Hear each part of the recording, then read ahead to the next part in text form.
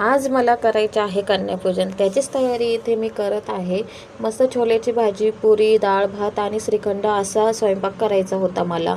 एकच कन्या जेवू घालते मी प्रत्येक वर्षी।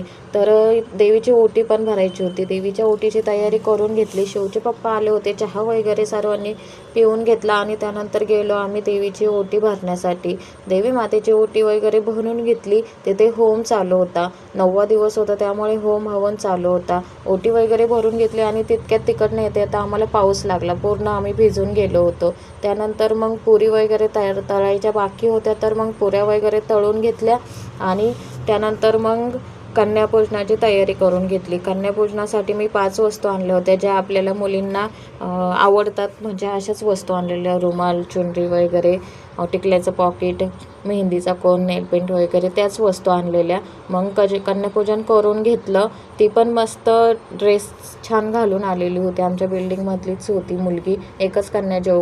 तिचे जेवण वगैरे झाले आणि आम्ही जेवण करून घेतले। चला इथेच एंड करते, धन्यवाद, भेटूया परत नेक्स्ट